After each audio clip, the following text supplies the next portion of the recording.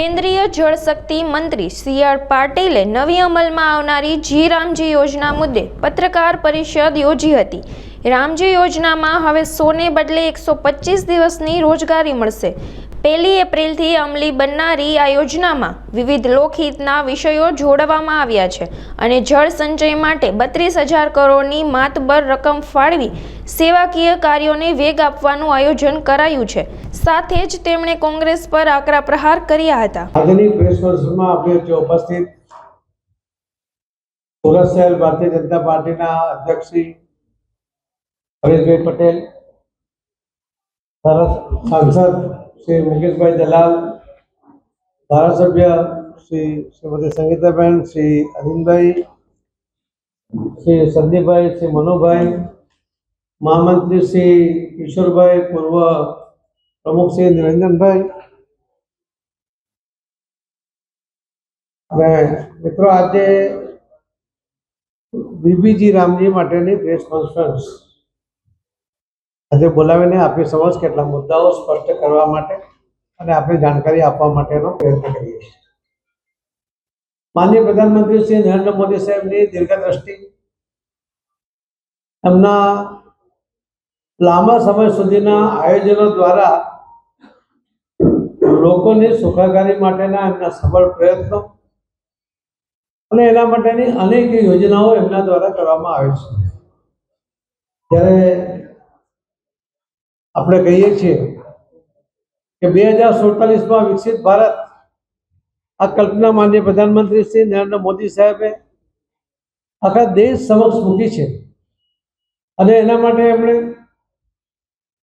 પ્રધાનમંત્રી આવાસ યોજના, એક પણ વ્યક્તિ આ દેશની અંદર પોતાના મકાન સિવાયનો નહીં હોવો જોઈએ અને પોતાની છત હોવી જોઈએ, પોતાનું ઘર હોવું જોઈએ. અને કરોડો ઘર બન્યા છે અને બીજા કરોડો ઘર બનાવવા માટેની યોજના કાર્યાન્વિત પણ કરવામાં આવી છે. આયુષ્યમાન ભારત યોજના, જે આખા વિશ્વની અંદર સૌથી મોટી યોજના છે. સામાન્ય લોકો જ્યારે બીમાર પડે અને ત્યારે આર્થિક તંગીને કારણે ઘણીવાર જો યોગ્ય સારવાર ના કરાવી શકે તો એના મૃત્યુ સુધી એને જવું પડે, ત્યારે એમની જવાબદારી કોઈ પ્રધાનમંત્રી લીધી હોય તો પહેલા પ્રધાનમંત્રી છે માનનીય પ્રધાનમંત્રી શ્રી નરેન્દ્ર મોદી સાહેબ, કે જેમણે વિશ્વની સૌથી મોટી આ હેલ્થ માટેની યોજના આયુષ્યમાન ભારત યોજના એને અમલમાં મૂકી છે. કોઈ ભૂખું ન સૂઈ જાય એના માટે ગરીબ કલ્યાણ અન્ન યોજના, કે જેની અંદર લગભગ 80 કરોડથી વધુ લોકોને માથા દીઠ 5 કિલો જેટલું અનાજ ફ્રીમાં આપવામાં આવે છે. આ યોજના પણ આખા વિશ્વમાં સૌથી મોટી યોજના છે અને વર્ષોથી માનનીય પ્રધાનમંત્રી મોદી સાહેબ આનો અમલ પણ કરી રહ્યા છે. શૌચાલય નિર્માણ અમારા મંત્રાલયની યોજના છે. 12 કરોડ જેટલા આ શૌચાલયો દરેકના ઘરમાં બનાવવામાં આવ્યા છે. એના કારણે લગભગ 60 કરોડ લોકોને જે ખુલ્લામાં શૌચક્રિયા માટે જવાની ટેવ હતી એમાં બદલાવ આવ્યો છે. બહેનોને સૂર્યોદય પહેલા અને સૂર્યાસ્ત પછી જ શૌચ માટે બહાર જઈ શકતી હતી, એમાંથી એમને મુક્તિ મળી છે. એમના ઘરમાં જ શૌચાલયની વ્યવસ્થા કરવાને કારણે એમને એ અનુકૂળતા થઈ છે. રાત્રે બહાર શૌચ માટે જવાને કારણે બહેનો ઉપર એની જે સુરક્ષાનો પ્રશ્ન હતો એમાં પણ એ બહેનો સુરક્ષિત થઈ છે. બાળકો જે બહાર શૌચ માટે જતા હતા એના કારણે ડાયરિયા જેવા રોગોનો ભોગ બનતા હતા અને દર વર્ષે લગભગ 60,000 બાળકોનું મૃત્યુ થતું હતું. એ પહેલા જ 5 વર્ષમાં 2014થી 2019 સુધીમાં જ WHO ના રિપોર્ટ પ્રમાણે 3 લાખ જેટલા બાળકોનું મૃત્યુ અટકાવી શકાયા છે. ત્યાર પછીનો ઓફિશિયલ રિપોર્ટ WHO નો આવ્યો નથી, પરંતુ એ આવશે તો એવી આપણે જાણ કરવામાં આવશે. હર ઘર જલ, એ પણ અમારા જ મંત્રાલયનું છે. લગભગ 15 કરોડ ઘરોની અંદર નળ સે જલ પાણી આપવામાં આવ્યું છે. ગ્રામ્ય વિસ્તારોમાં દરેક ઘરમાં માથાદીઠ 55 લીટર પાણી આપવા માટેની આ યોજના છે અને લગભગ 4 કરોડ ઘરોમાં હજુ પણ પાણી આપવા માટેની એ પ્રક્રિયા ચાલી રહી છે. 2028 સુધીમાં આખા દેશમાં તમામ ઘરોમાં આ નળથી જળ મળે એના માટેના પ્રયત્ન છે. અને આના કારણે પણ જે 9 કરોડ બહેનો રોજ પાણી લેવા માટે 5.5 કરોડ કલાક એમના બગડતા હતા અને પાણીનો વજન ઉચકીને એમને ચાલુ પડતું હતું, એમાંથી એમને મુક્તિ મળી છે. જે પીવાલાયક પાણી ન હોય છતાં પણ જે મળે તે પાણી લાવવું પડે, એના કારણે એના કુટુંબમાં બાળકોમાં એમને પોતાને WHO રિપોર્ટ પ્રમાણે 8.5 લાખ કરોડ રૂપિયાનો જે ખર્ચ કરતા હતા એમાં પણ બચત થઈ છે. એવા દરેક યોજનાને કારણે આ દેશના અનેક લોકોને અલગ અલગ ફાયદા થયા છે. અને એ જ રીતે ઉજ્જવલા યોજના દ્વારા બહેનો જે ભીના લાકડા પર રસોઈ કરતા હતા, ધુમાડો થાય એના કારણે એમના ફેફસા બગડે, એમના ઘરમાં નાનું બાળક હોય એ પણ નાનપણથી જ એ નબળું થાય, તો એ ઉજ્જવલા યોજના દ્વારા દરેક બહેનોને ગેસનો બાટલો આપીને, કનેક્શન આપીને, અને એ પણ પહેલો બાટલો ફ્રીમાં, કનેક્શન ફ્રીમાં, ચોલો ફ્રીમાં, આ પ્રમાણેની વ્યવસ્થા બહેનો માટે પણ મોદી સાહેબે કરી. મુદ્રા યોજના દ્વારા પણ સૌને લોન મળે એની વ્યવસ્થા કરી. બધાના બેંક એકાઉન્ટ ખુલ્યા, સરકારની યોજનાઓના પૈસા સીધા એ બેંક એકાઉન્ટમાં જમા થવા લાગ્યા. રાજીવ ગાંધી જે કોંગ્રેસના પ્રધાનમંત્રી હતા એમણે કહ્યું હતું કે હું દિલ્હીથી ₹1 મોકલું છું, 15 પૈસા પહોંચે છે. તો ગ્રામ પંચાયતથી લોકસભા સુધી એમનું જ રાજ હતું, એટલે એમના જ લોકો 85 પૈસા વચ્ચેથી ખાઈ જતા હતા. એ વાત એમણે સ્વીકારી છે.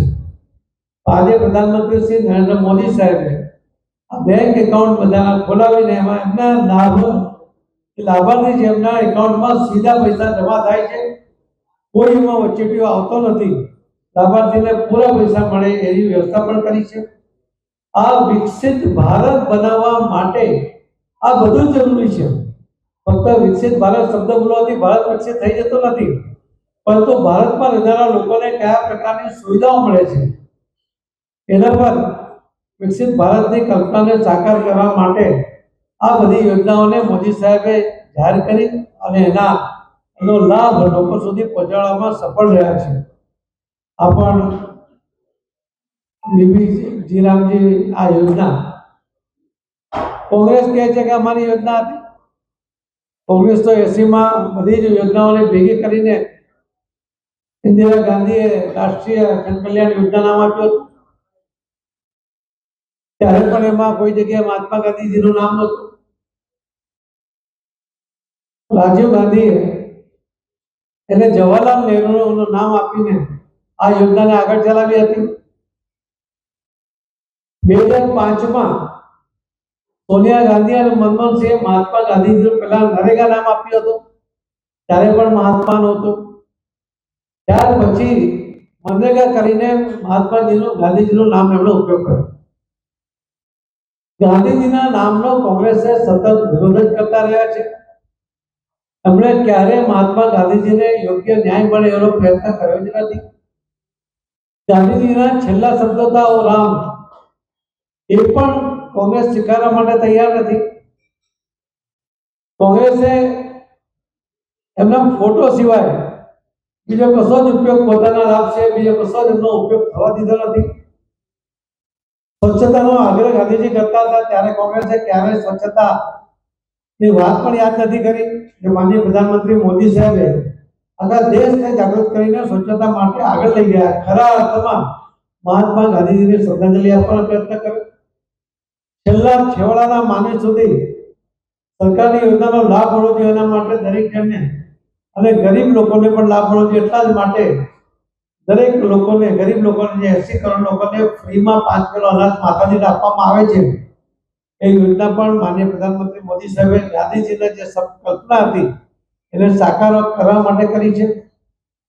અને જે નામ કહે છે કે નરેગા કે મનરેગા અમારી યોજના હતી, આ મૂળ યોજનામાં ઘણીવાર ફેરફાર થયા છે.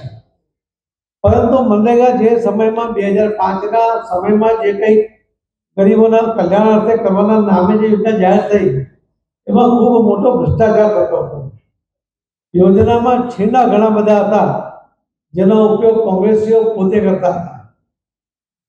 અને એમાં પણ ફક્ત મજૂર જ રહે, એનાથી આગળ વધે જ નહીં. એ હાથથી ખાડો ખોદે, રોડનું કામ કરે, માટી કામ કરે, એના સિવાય કોઈ કલ્પના જ નહોતી કરી. એ મનરેગામાંથી મોદી સાહેબે આજે એવી જી રામજીની જે યોજના લઈ આવ્યા છે એની અંદર 100 દિવસને બદલે 125 દિવસ સુધીની રોજગારી આપવામાં આવશે. સાથે સાથે જે પહેલા 15 દિવસે પગારની ચૂકવણી કરતા હતા, હવે 7 દિવસની અંદર કરવામાં આવશે. આની અંદર ફક્ત મજૂરી નહીં, કૌશલ્યને પણ વિકસાવવા માટેની યોજના બનાવી છે કે ફક્ત મજૂર બનાવવા દેશમાં, એના બદલે એમને જે કૌશલ્ય છે, એનામાં જે ટેલેન્ટ છે એનો ઉપયોગ કરવા માટે પણ આ જી રામજીમાંથી પૈસા વાપરી શકાય એ પ્રકારની આ યોજના બનાવી છે. એના કારણે ખૂબ મોટા પ્રમાણમાં લોકો જે મજૂર નથી પરંતુ એમની પાસે ટેલેન્ટ છે એવા લોકોને પણ એનો લાભ મળશે.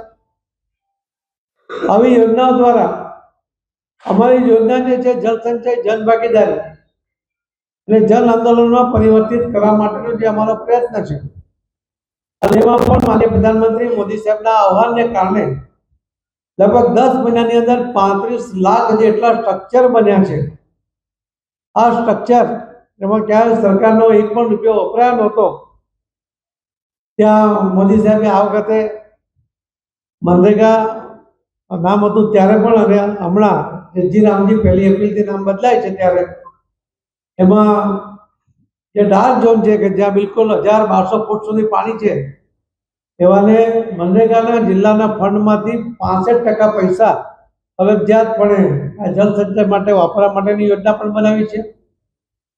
એમાં જે સેમી ક્રિટિકલ ઝોન છે ત્યાં પણ મનરેગાના ફંડના 40% પૈસા કલેક્ટરે ફરજિયાત આ જળ સંચય માટે વાપરવાના છે.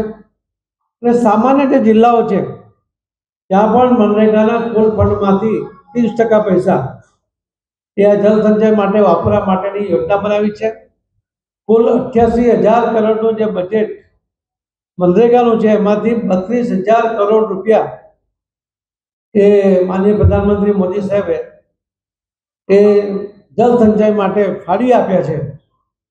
તો આ દરેક યોજનાનો લાભ મળે એની અંદર ફક્ત મજૂરીથી ખાડો ખોદો કે કૂવો ખોદો એવો નહીં, પણ તેમાં કેટલાક અંશે મશીનરીનો પણ ઉપયોગ થાય, કેટલાક અંશે જે મટીરિયલ વપરાય એના પણ પૈસામાંથી ચૂકવી શકાય.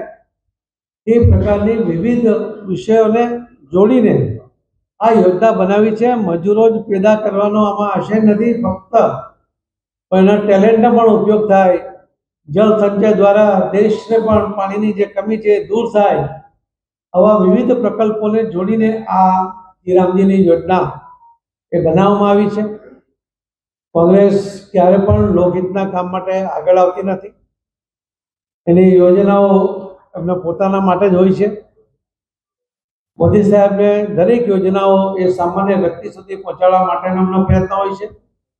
એમનું જીવન સહજતાથી સામાન્ય રીતે જીવી શકે, કોઈ પણ અડચણો વગર જીવી શકે એવી સરળતા કરવા માટેની યોજના એ ડિઝાઇન કરતા હોય છે. અને એટલા જ માટે 12 કરોડ જેટલા ટોયલેટો, 15 કરોડ જેટલા ઘરોમાં પાણીની વ્યવસ્થા, બહેનોને ઉજ્જવલા યોજના હેઠળ ચૂલાની યોજના, બેંકોમાં એકાઉન્ટ, 80 કરોડ લોકોને દર મહિને અનાજ, આ બધી જે યોજનાઓ છે એનાથી સામાન્ય લોકોને ખૂબ મોટો ફાયદો થાય છે. આ યોજના પણ એવી જી રામજીની યોજના પણ લોકહિતમાં છે. વધુ સારી રીતે, વધુ વ્યાપક પ્રમાણમાં આ યોજના દ્વારા સેવાકીય પ્રવૃત્તિ થાય એના માટેની આ યોજનાની ડિઝાઇન બનાવવામાં આવી છે. અને 1 એપ્રિલથી આ યોજના લાગુ કરીને આ દેશના ખૂબ મોટા પ્રમાણમાં લોકોને એનાથી ફાયદો થાય એના માટેની યોજનાની શરૂઆત કરવામાં આવશે. આ વાત આપના માધ્યમથી લોકો સુધી પહોંચે એના માટે આજે આ પ્રેસ કોન્ફરન્સ બોલાવી છે. મને વિશ્વાસ છે કે અહીં જે ઉપસ્થિત છે પ્રિન્ટ અને ઇલેક્ટ્રોનિક મીડિયાના મિત્રો એ અમારી વાતને આપના માધ્યમથી લોકો સુધી પહોંચાડે, જેનાથી લોકો એનો લાભ પણ લઈ શકે અને એમને આ યોજનાનો ડિઝાઇનની પણ માહિતી મળે, આનાથી કેવી પ્રકારનો ફાયદો લઈ શકાશે એ પણ એમના ધ્યાનમાં આવશે.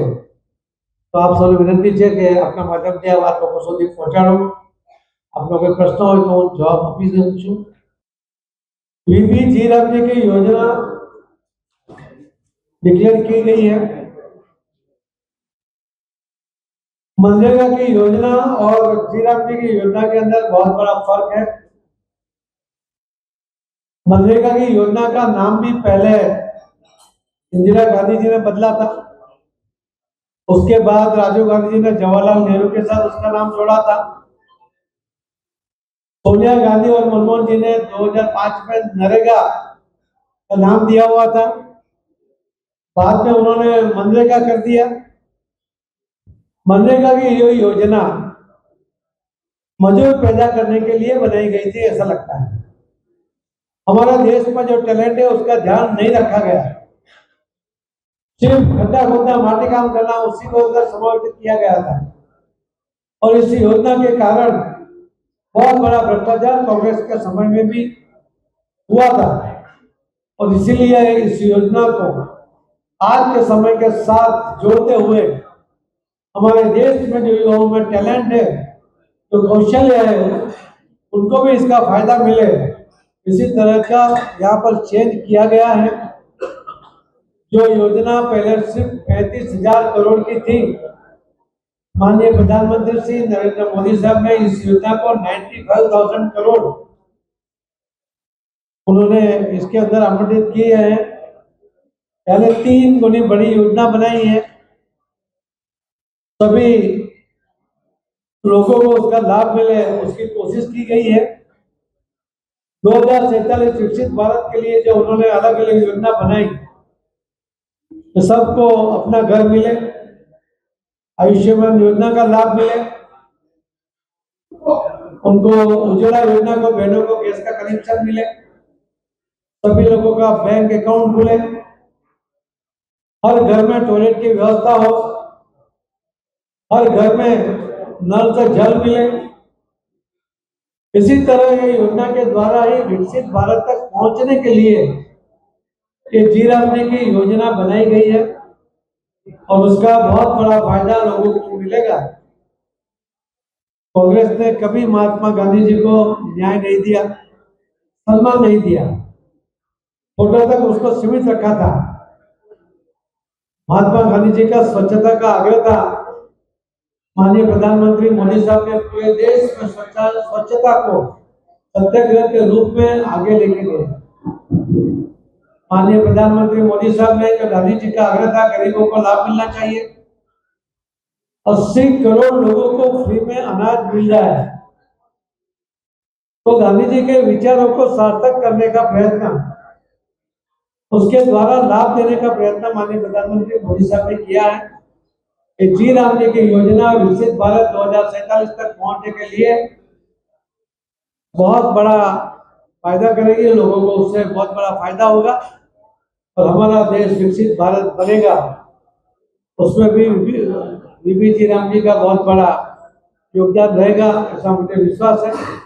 आप सबके माध्यम से लोगों तक ये बात पहुंचे, यही मेरी विनती है। धन्यवाद।